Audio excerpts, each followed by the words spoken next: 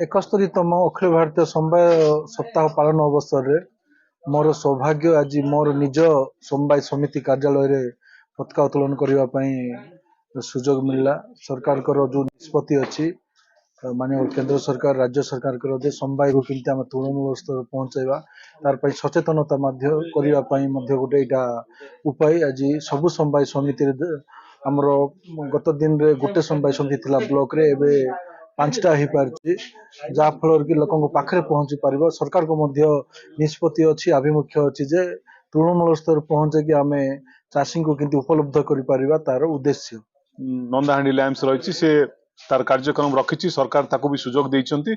तार टार्गेट कमी जाई पारे किंतु या रही एवं आगामी दिन रे या जो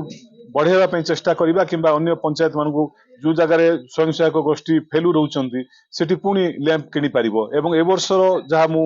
माने ये करछि जने स्वयं सहायक गोष्ठी रे भी बिक्री करि पारिबो एवं लैंप रे मध्ये बिक्री करि पारिबो दी जाक सुविधा सरकार तरफ सरकार को आभिमुख्य थिला मिडिल मैन मानकू ये जो धान माने किनिबा प्रक्रिया रु हटेबा पई ये जो स्वयं सहायक गोष्ठी किंबा समवाय संस्था को धान क्रय सिस्टम भितर इनवॉल्व करवाटा किंतु दुखर कथा पुणी से मिडिल मैन मान भितर पशुंट स्वयं सहायक गोष्ठी ना ताकू किपरि भाबे जो प्रशासनिक स्तर रे ताकू तागिद करिवे किंबा ताकू सेठु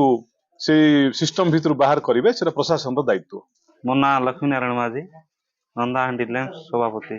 आज नंदाहांडी लैंप्स टारे समवाय सप्ताह 31तम समवाय सप्ताह पालन करा जायथिला। आज मुख्य अतिथि